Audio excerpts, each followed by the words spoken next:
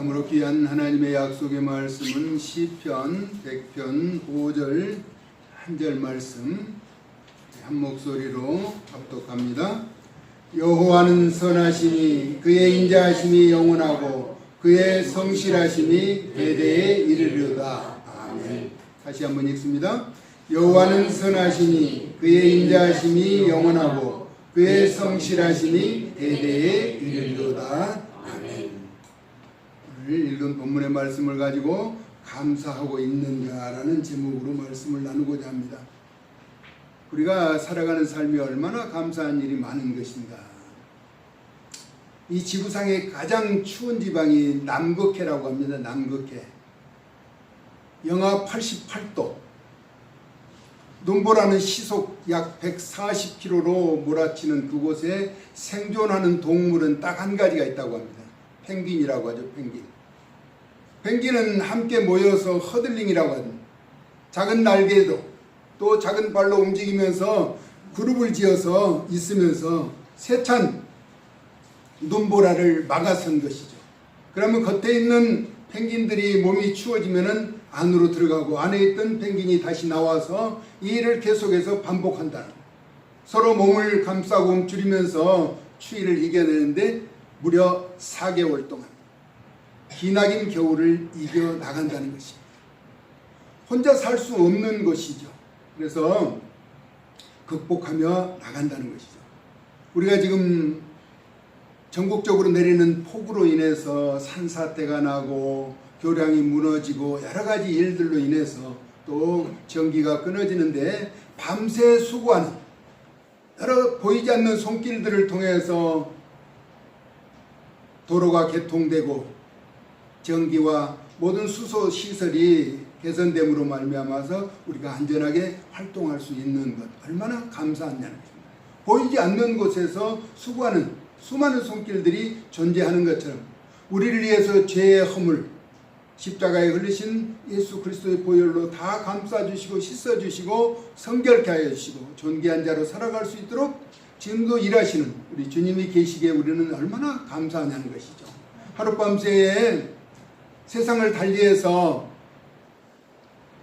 걷지도 못하고 보지도 못하고 말하지도 못하는 사람들이 많은 가운데 우리는 주의 전에 찾아 나와서 예배드릴 수 있는 것 다시 한번 주님의 이름으로 감사를 드리고 감격하는 마음으로 주님께 기뻐하는 삶을 사는 존귀한 주의 백성들 다 되어질 수 있기를 예수님의 거룩하신 이름으로 축원합니다. 아멘. 전능하신 여호와 하나님께 진정한 감사는 믿음으로 살아있는 자만이 고백할 수 있는 값지고 귀한 사랑의 언어라고 하는 것입니다. 그래서 역대상 16장 34절에서는 여호와께 감사라 그는 선하시며 그 인자하심이 영원합니다 라고 말씀하고 있습니다. 시시각각 변하는 사회에서 우리 여호와는 성품과 속성이 선하시고 변하지 않으시며 그 인자하심이 영원하시기에 우리는 감사할 수가 있는 것입니다. 성경에서 시편에서 106편 1절과 107편 1절, 118편 1절, 136편 1절에서는 여호와께 감사라는 내용을 똑같이 기록하고 있습니다. 그는 선하시며 그 인자하심이 영원하다라고 말씀하고 136편에서 2절에서 26절까지는 그는 인칭대명사로 사용하면서 계속해서 감사라고 주문하고 있습니다. 또한 대선지자죠. 이사야 선지자와 에레미야 선지자는 이사야서 12장 4절과 에레미야 33장 10절에서 11절에 여호와께 감사하라고 우리에게 주문하고 있습니다. 그러면 왜 우리가 여호와께 감사해야 하는가 하는 것입니다.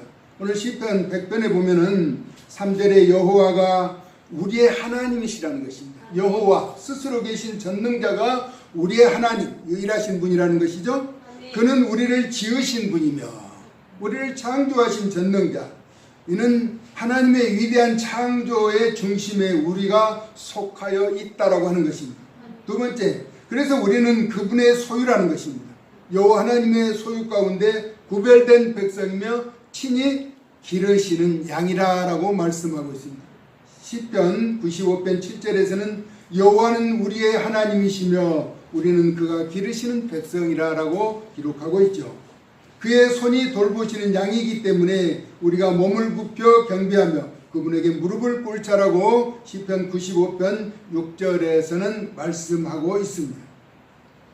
여기에서 우리가 양으로 비유를 하고 있는데, 양은 철저하게 스스로 살아갈 수가 없고 따뜻한 목자의 손을 떠나서는 살 수 없는 존재라는 것을 우선 우리가 알아야 한다는 것입니다. 양은 우리가 잘 아는 것처럼 초식동물이면서 상대의 공격이나 방어에 능력이 없어서 스스로 다른 짐승들과 자연에 적응하면서 살아가지 못한다라고 하는 것입니다. 우선 거의 같은 분위기의 염소와는 철저하게 다르죠. 염소는 뿔을 가지고 상대를 공격하기도 하고 강한 발톱을 가지고 험악한 산도 누비며 생존하는 습성이 있습니다. 아사셀 염소, 죄를 전가하여 방목으로 광야에서 생존하게 하는 것을 볼 수가 있죠. 레위기서 16장 10절에 제비 뽑힌 염소 가운데 아사셀을 위하여 제비 뽑은 염소는 산채로 여호와 앞에 두었다가 그것으로 속죄하고 아사셀을 위하여 광야로 보낼지니라 라고 말하고 있습니다. 광야에서도 생존할 수 있도록 그의 생태계는 주어졌다는 것입니다. 그러나 양은 뿔이 있어도 공격의 용도가 아니며 뒤로 굽어 있는 것을 볼 수가 있습니다. 험한 지형이나 양생의 조건을 갖추지 못하고 털이 자라면 감당할 수 없을 정도로 자라기 때문에 일정한 기간에 잘라주고 관리해 주어야만 한다는 것입니다. 그래서 예수님은 자신을 선한 목자라고 말씀하셨습니다. 요한복음 10장 11절에 나는 선한 목자라.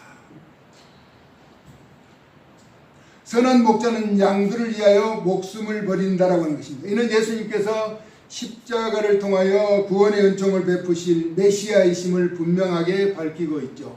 그 내용이 요한복음 10장 14절에서 15절 나는 선한 목자라 나는 내 양을 알고 양도 나를 아는 것이 아버지께서 나를 아시고 내가 아버지를 아는 것 같으니 나는 양을 위하여 목숨을 버리노라. 그래서 시인은 본문에서 감사함으로 그의 문에 들어가며 여기에서 문은 예수 그리스도를 말하는 것입니다. 요한복음 10장 9절에 예수님은 내가 문이니 라고 말합니다. 누구든지 나로 말미암아 들어가면 구원을 받고 또는 들어가며 나오며 꼴을 얻으리라. 그래서 감사함으로 그 문에 들어가라 라고 말씀하죠. 또 찬송함으로 그 궁정에 들어가서 이는 우리 주님은 찬송과 영광을 받으시기에 합당한 분이심을 나타내고 있습니다. 사무엘하 22장 4절과 시편 18편 3절의 다윗은 같은 내용으로 내가 찬송을 받으실 여호와께 아뢰리니 내 원수들에게서 구원을 받으리로다. 이처럼 여호와께 찬송을 받으실 분으로 고백하고 있는 것입니다. 시편 119편 12절에서 찬송을 받으실 주 여호와여 주의 율례들을 내게 가르치소서. 시인은 찬송함으로 그의 궁정에 들어가서 여호와께 감사하라는 것입니다.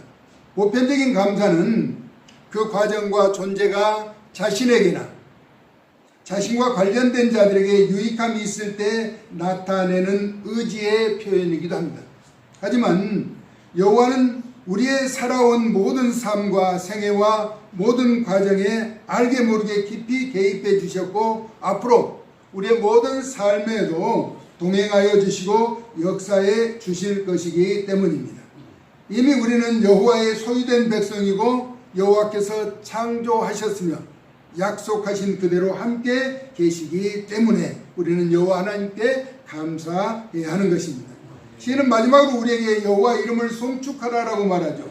송축한다라고 하는 말은 히브리 언어로 바라크라는 단어입니다. 무릎을 꿇다라는 것으로 축복하다, 찬양하다, 경배하다.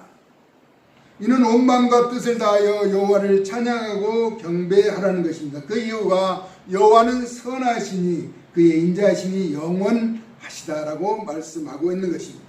하나님은 자신의 택하신 백성을 끝까지 사랑하시고 아끼시는 마음이 끝까지 변하지 않으시는 신실하신 분이시라는 것이죠.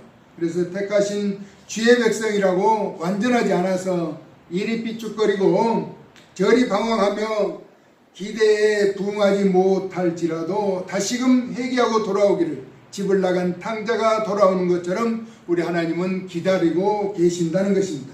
그리고 돌아온 그를 반겨이 맞아주시고 잔치하며 용서해 주시는 것이 하나님의 깊은 마음이라는 것입니다. 그래서 우리 하나님의 성품은 그 인자하심이 영원하시고 성실하심이 한이 없으시다라고 하는 것입니다. 잠언서 28장 10절에서는 정직한 자를 악한 길로 유인하는 자는 스스로 자기 함정에 빠져도 성실한 자는 복을 받는다라고 말씀하고 있습니다. 우리 하나님은 늘 성실한 자에게는 약속하신 대로 복을 주시는 분입니다. 여호와 하나님의 거룩하신 성품을 닮아가는 것이 진정한 복이며 지극히 감사해야 하는 일이라는 것입니다. 우리가 감사가 넘치도록 하라는 것은 일상의 모든 삶에서 그 순간마다 감사의 조건을 놓치지 않는 것이죠. 우리는 늘 주님 앞에 한순간도 감사를 잊지 않고 진정으로 입술로 고백하면서 마음으로 감사하는 복된 삶을 살아가는 저와 여러분 되어질 수 있기를 예수님의 거룩하신 이름으로 축원합니다. 네. 성경에 등장하는 사두개인과 바리새인, 이들 중에서 누가 더 나쁜 사람들일까? 상황에 따라서 자기의 주장이 강한 자들입니다.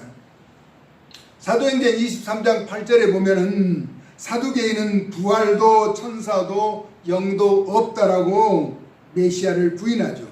그러나 바리새인은 다 있다라고 고백합니다. 그러나 그들은 바울과 예수님을 배신한 존재들이었죠. 시인은 100편 1절에서 온 땅이여 라고 말합니다. 온 땅이여 여호와께 즐거운 찬송을 부를지어다 라고 말씀하고 있는데, 이는 어느 것 하나도 제외되거나 빠짐이 없이 여호와께 즐거운 찬송을 부르라고 강력하게 선포하고 있습니다. 다시 말하면 하나님의 거룩하신 성품과 섭리를 벗어난 존재는 아무것도 없다라고 하는 것을 말씀하고 있습니다. 더군다나 택하신 주의 백성들은 이 반열에서 벗어날 수가 없는 것이죠. 그러므로 늘 감사하며 찬송하고 믿음으로 즐거운 행복한 삶을 살아갈 수 있기를 존귀하신 예수님의 이름으로 축원합니다. 그래서 미리 택하시고 창조에 속하여 하나님의 돌보시는 가운데 살아가는 우리에게 누구라도 하나님의 섭리를 벗어나 외적으로 살 수 없다는 가르침인 것입니다. 그러므로 감사가 넘치도록 살아가라는 것이죠. 레위기서 22장 29절에 너희가 여호와께 감사 제물을 드리려거든 너희가 기쁘게 받으심이 되도록 드릴지니라. 하나님 앞에 드리는 것을 기쁘게, 찬양도 기쁘고 즐겁게, 감사하는 예물도 마찬가지라는 것입니다. 바울은 뭐라고 말하는가? 고린도후서 9장 7절에 각각 그 마음에 정한 대로 할 것이요 인색함으로나 억지로 하지 말지니 하나님은 즐겨내는 자를 사랑하시느니라. 자원하는 마음으로 다가오라는 것입니다. 하나님은 우리에게 복을 주시기 위해서 약속하시고 그 말씀을 지키는 자에게 반드시 심은 대로 행한 대로 갚아주시는 신실하신 분이신 것입니다. 베드로전서 5장 2절에서 3절 너희 중에 있는 하나님의 양무리를 치되 억지로 하지 말고 하나님의 뜻을 따라 자원함으로 하며 더러운 이득을 위하여 하지 말고 기꺼이 하며 맡은 자들에게 주장하는 자세를 하지 말고 양무리의 본이 되라라고 말씀하고 있습니다. 이는 인격을 가지신 하나님의 성품을 닮아서 감사하는 자세로 살아가라는 것을 우리에게 말씀하죠. 감사의 조건을 생각하면 생각할수록 많지만 주제를 모르고 비교하거나 불편한 마음을 가지면 한이 없는 것도 또한 사실입니다. 그래서 불평하는 자는 늘 불평이 따르게 되고 감사하는 사람은 감사하는 일이 계속 많아지게 되는 것이죠. 오늘 우리가 읽었던 본문에서 여호와는 선하시니 그의 인자하심이 영원하고 라고 말합니다. 한순간에 머무르신 것이 아니라 영원하신 분이라는 것입니다. 그의 성실하심이 대대에 이르리로다. 그래서 여호와께 감사가 넘치도록 하면서 믿음의 복된 길을 살아가자는 것입니다. 할렐루야. 아멘. 여러분의 입술에서 감사가 끊이지 않고 늘 감사를 고백하면서 감사하는 삶을 나타내는 복된 생애가 되어질 수 있기를 예수님의 거룩하신 이름으로 축원합니다. 아멘. 하나님 참 고맙고 감사합니다. 폭우 가운데서도 저희들 피해 없이 지켜주시고 생존케 하여 주시고 기쁜 마음으로 주의 전에 찾아 나와 여호와 하나님 앞에 감사하는 마음을 갖게 하심을 감사를 드립니다. 그동안 내 형편과 의지와 처지 때문에 때로는 상대와 비교하고 판단하고 정죄하면서 원망하며 불편했던 일이 있다면 불쌍히 여겨주시고 이제는 늘 감사하며 감사하는 삶을 살아가게 하여 주시옵소서. 여호와 하나님 앞에 택함받은 백성으로서 부르심에 합당한 거룩한 믿음의 존귀한 자의 삶을 살아서 모든 영광을 전능하신 하나님 앞에 돌려드렸고 우리의 작은 입술을 벌려 늘 고백하며 찬송하며 변화의 복된 삶을 살아 그리스도의 향기를 바라는 구별된 삶을 살아갈 수 있도록 은혜를 더하여 주시기를 원하옵고 사랑 많으신 예수님의 거룩하신 이름으로 축복하고 기도 올리옵나이다. 아멘.